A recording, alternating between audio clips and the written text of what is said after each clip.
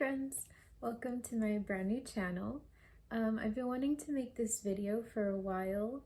I was actually very inspired because yesterday I watched Shan Spear's video about how tweens are disappearing because of the influence of social media and Kim Kardashian-esque kind of beauty standards. And I'm sure that you've noticed a huge uptick in people who suddenly want to make adult content and how much this is glamorized in media, in shows. And I just kind of wanted to give my perspective as someone who has actually experienced a lot of sides of this industry. And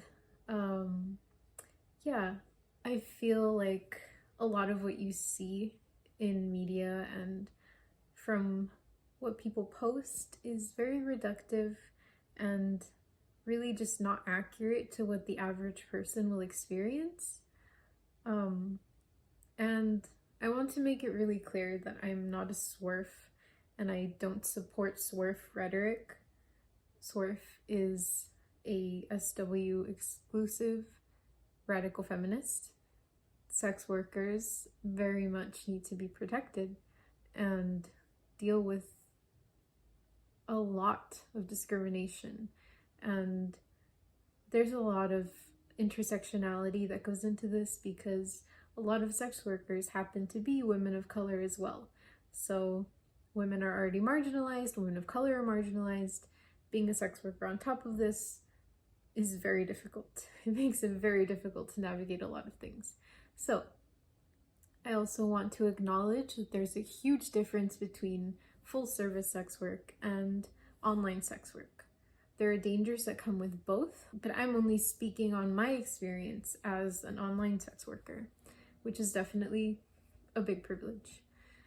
I was also lucky enough to fall back on the support of my family when I could no longer sustain myself and I was too sick to work in-person jobs, which is not a privilege that a lot of sex workers get. So these are just my thoughts and my commentary based on my personal experience and what I've gathered from my closest friends and relationships that I've had in the industry. So with that out of the way, let's get into everything. So like I said, I really want to focus on harm reduction in this video. So if you are very, very adamant on doing this, I wanted to throw out some important information. Most importantly, do your research. Literally Google and Reddit any question that you have, and you will probably be able to find an answer. It's very disrespectful, not just in my opinion, but in the opinion of a lot of people that are in the industry, to come and comment on people's posts or message them in their place of work.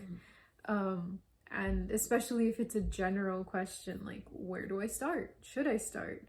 Like, no, if you're going to a subreddit that's all about advice and you ask those general questions, instead of actually reading through the tons and tons and tons of content that people have put out there to help, you probably shouldn't get into it at all. But anyways, after you do your Googling, after you do your reading, if you still have questions and if they're very specific to you, then you should definitely tip and pay any established sex workers that you are asking for advice. Pay for their time, because time is money. And that is, if you're brand new to the industry and you're really serious about it, that is something that you should keep in mind.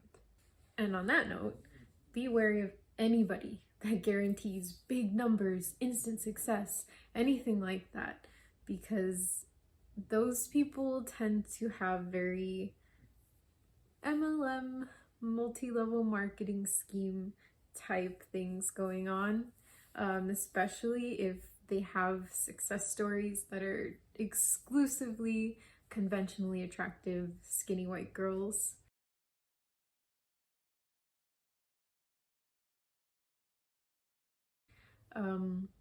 Here's a secret. The fact that they're white and skinny is pretty much the biggest factor in their success. There's no secret, there's no little tip or trick that will just instantly make you blow up or get lucky, other than fitting the exact beauty standards of Western society. Last piece of important advice: make sure that you make new accounts for everything. Make a new email with your stage name that has nothing to do with your name, no middle name, no nickname that you've had in the past, because people can find your information this way. So you make separate accounts, separate Twitter, Instagram, whatever you're doing, with the new email.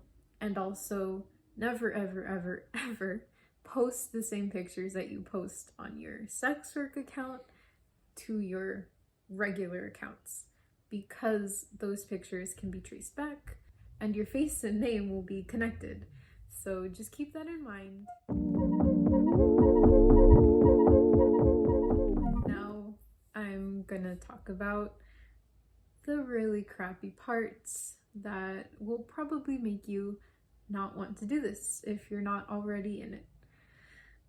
So the biggest thing that I think people don't talk about enough is just how dehumanizing it is to sell yourself and to have to commodify every moment of your life, every moment of your existence practically. Because you don't have an office that you go to unless you're able to afford like a separate room or a studio space.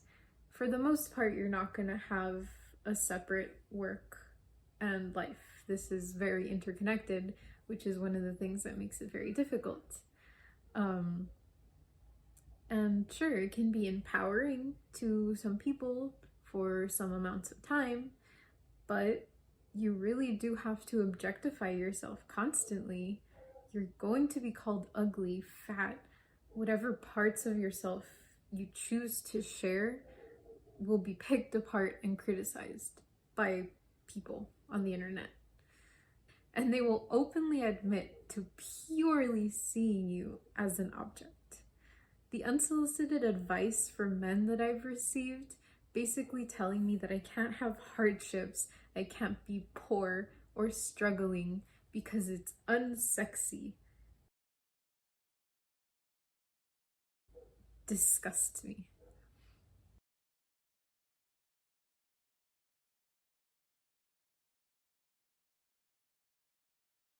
They've told me that I will only ever be cute, so I have to stay in my lane and cater to men that want me to be completely submissive and act like a little girl.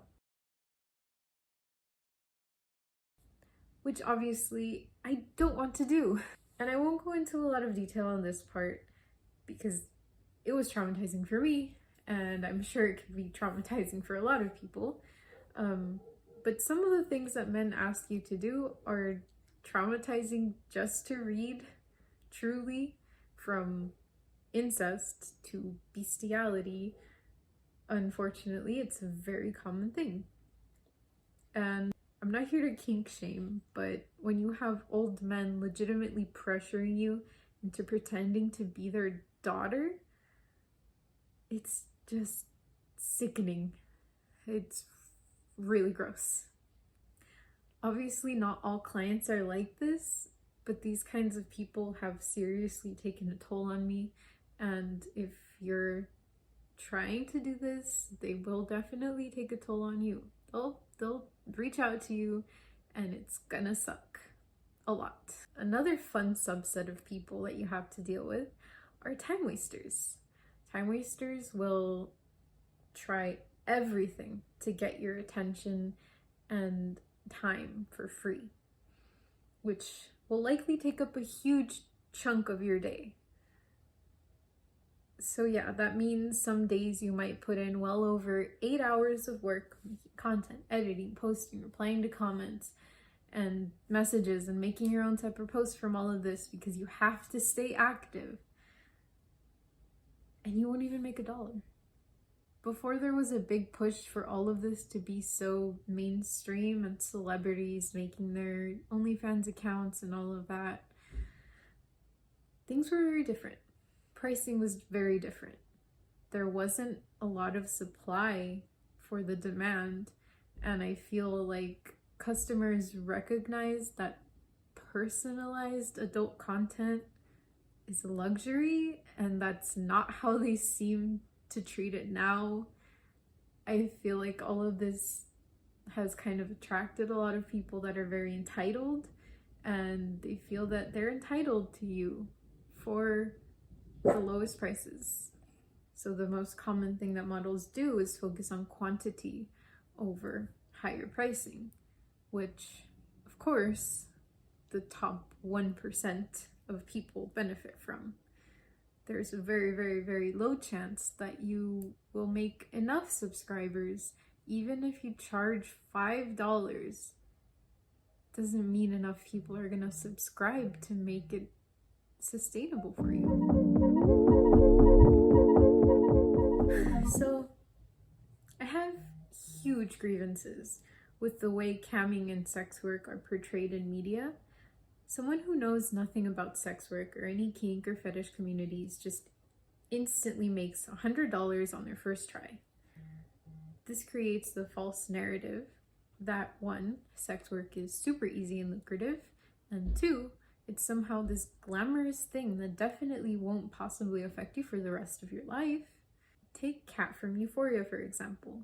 She isn't very confident or experienced and suddenly finds herself through camming and makes tons of money from it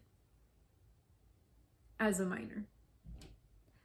She could definitely be trying to deal with her trauma and regain some semblance of control after what she went through, if we're giving the narrative some leeway.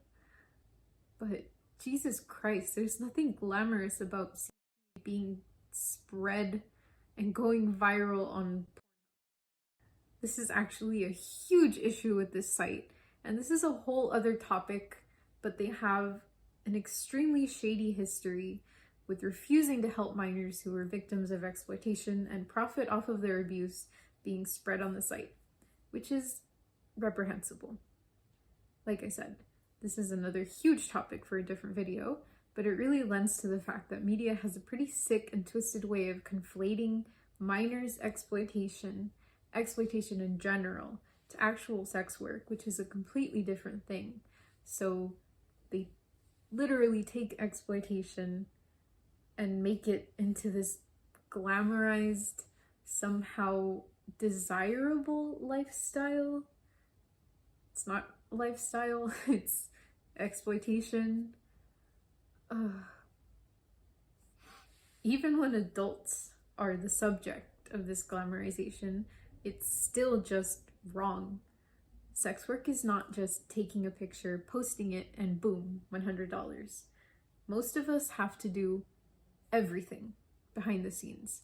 Buying a camera, buying or making the costumes and lingerie, making a set, taking pictures, editing pictures, scheduling posts for the right times, interacting with people, which you practically have to do all day, making supplementary posts, promo posts, messaging, replying to comments, making editing, and sending out customs and photos, any other extras you may try to offer, which you will have to make a decent amount of money, and even more on a daily basis. Like I said before, this does not mean that you'll make jack that day or the next day. So now you have to stay motivated and be consistent, because how are you going to get that one lucky post if you're not putting in effort all of the time? And then you have the mental toll of seeing models brag about their big earnings and how easy it is, or how they can afford to outsource their labor because they're doing this for fun. They were never facing real poverty to begin with, and everybody loves to uplift the already privileged, same as influencers or on Instagram or TikTok. And then, oh no, your account got suspended. The platform that you worked so hard to grow, your livelihood, is gone in an instant. In contrast, once you put something on the internet, you have absolutely no control over what happens to that content. There will always be people who screenshot and repost your things without your permission. This is bad enough on Twitter, but having them take hours and hours of your work just to leak it somewhere for free is beyond violating. Keep in mind that most models only charge $10 to $20 at most, so there's always the risk of some asshole just doing this because they can. And model protection services exist for DMCA claims, but they're expensive, like really expensive. So consider that this will happen at some point or another. And unfortunately, there's a huge stigma against sex workers. So if you were to find another job, prospective employers can absolutely discriminate against you for this, and you can't exactly explain the gaps in your resume either. Same with housing. Without regular pay stubs, or simply just because you're a sex worker, it'll be much harder to rent or buy if it isn't already. And on that note, there will definitely be family members that will find your content, family members and friends that will find your content and either judge you for it or subscribe to you without you realizing that it's them, or lurk and consume your free content, your previews. And I don't know what's worse, to be honest. I guess to be judged, but it feels incredibly disgusting and violating for people that you've known either through school or work, or even worse, that you grew up with, people who have known you since you were a child, doing God knows what with the content that you've posted. That's a big one to think about. This is something that maybe not everyone will be greatly affected by, but it's definitely something that you'll deal with on a daily basis. So there's two aspects to this, unrealistic body standards and unrealistic productivity standards. Your fans will expect a lot from you, for the cheapest price, of course. From my own polls and polls that I've seen other models post, a good chunk of customers expect at least 2 posts a day, obviously not taking into account everything else you have to do at the same time, which I have detailed several times already. And the algorithm expects about the same.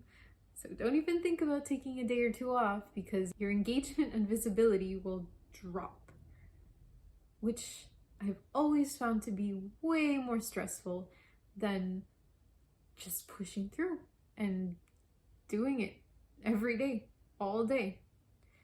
So you're pretty much expected to be a content making machine, and you are only ever supposed to really post about your fake life and your fake feelings.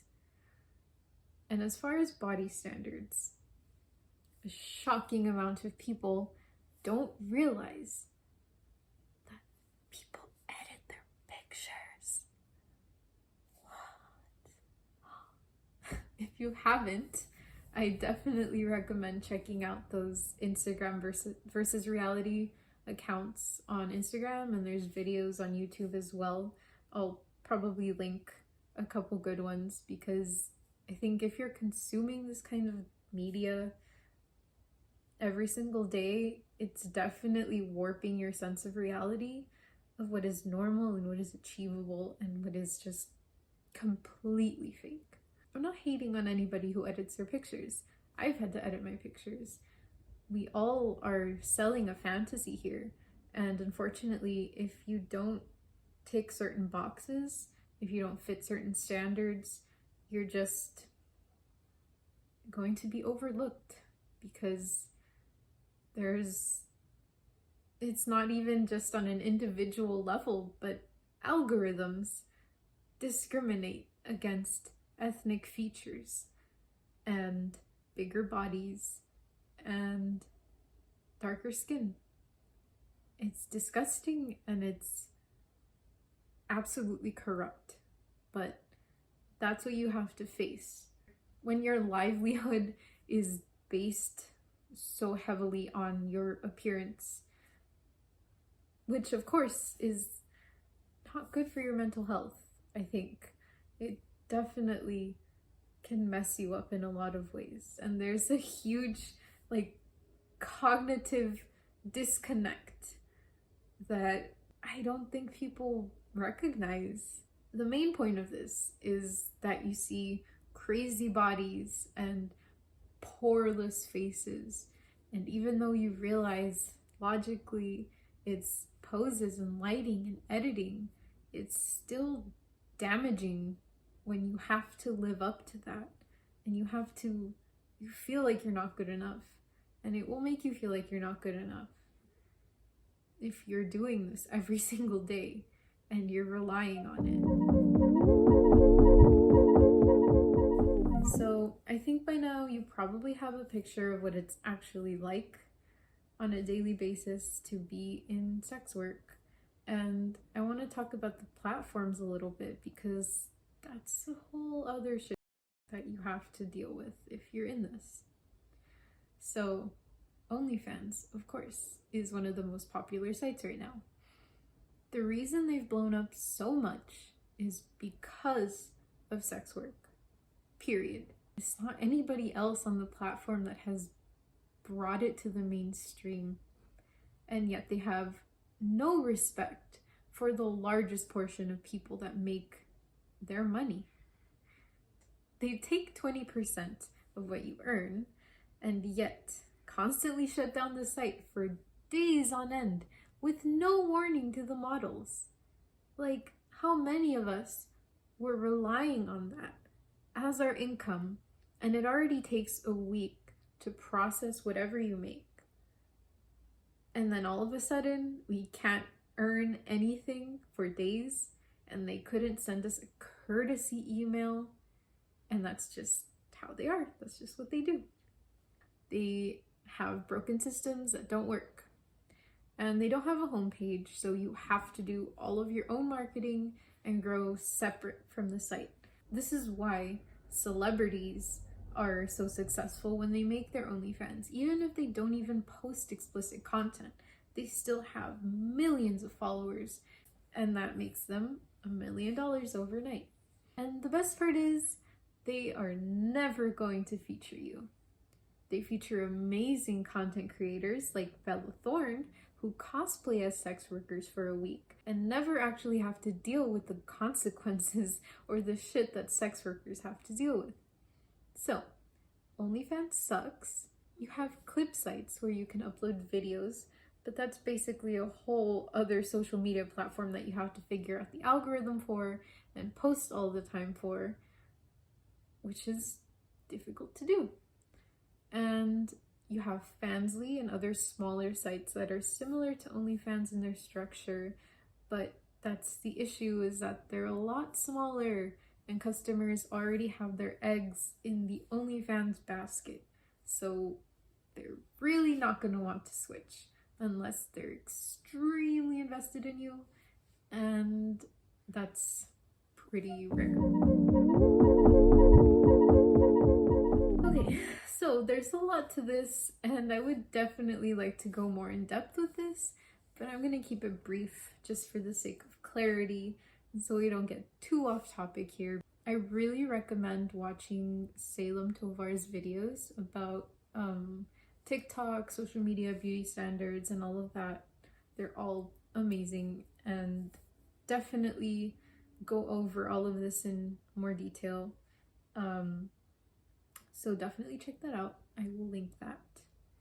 You're not only trying to win over an audience of supporters that are willing to pay to see you and pay for your time, but you also have to get the algorithm right, which is hard, and for some, damn near impossible.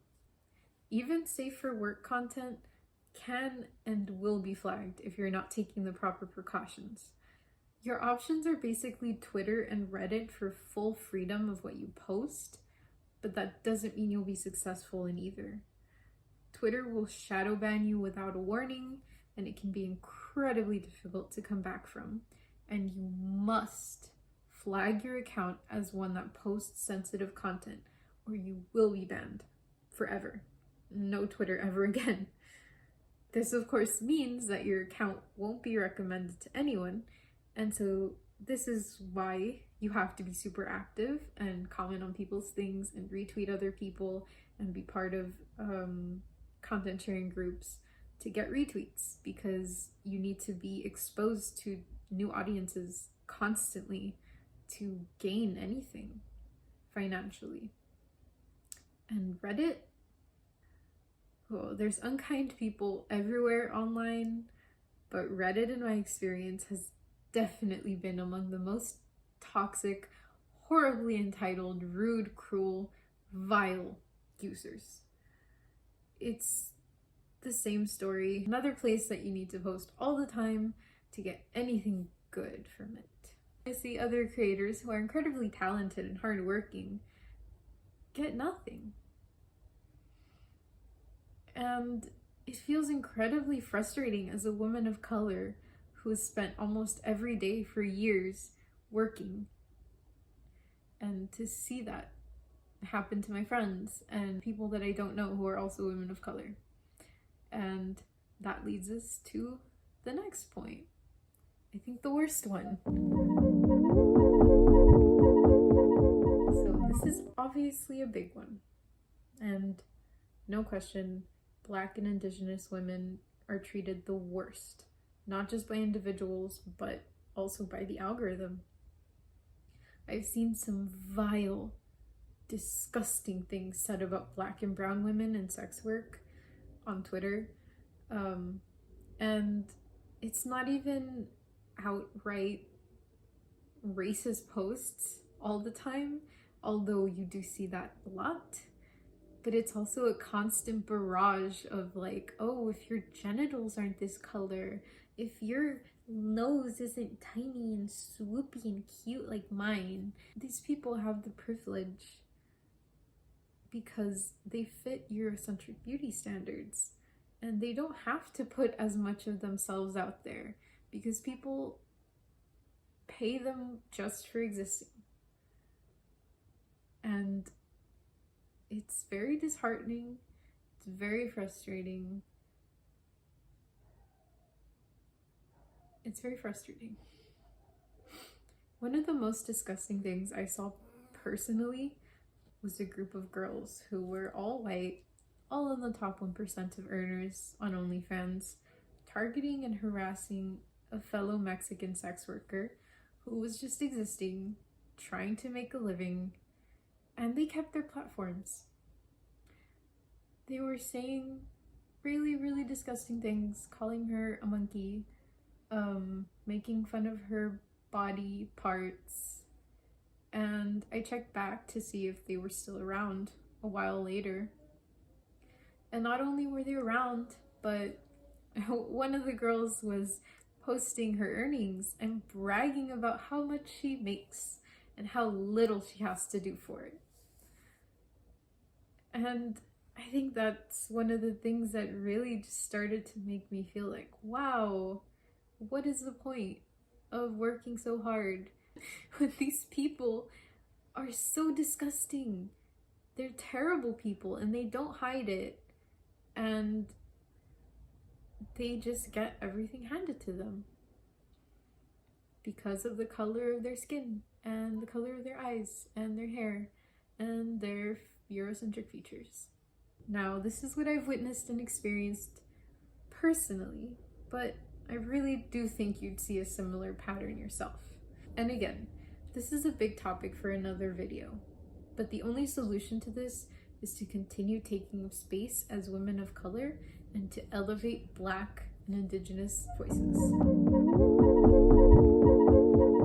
So my final thoughts on this.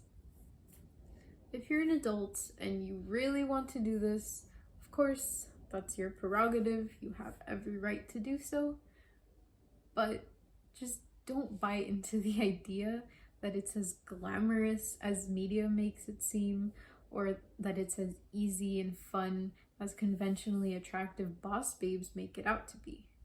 I hope that you can either take my advice, or if you've had similar experiences, maybe feel less alone and know that I understand what you've been through. A lot of us have had to do this for survival, so please keep that in mind if you take these things lightly. Whatever you choose to do, I really hope for your safety and success. And like I said, just remember to be respectful and understand that there's a lot of intersectionality that comes into play when you're entering these spaces. If you've gotten this far, thank you so much for watching my video. My next videos I would really like to be about fashion and beauty, and maybe other video essays about topics that I'm passionate about. Stick around if you want to see more from me, and I hope you have a wonderful day. Bye!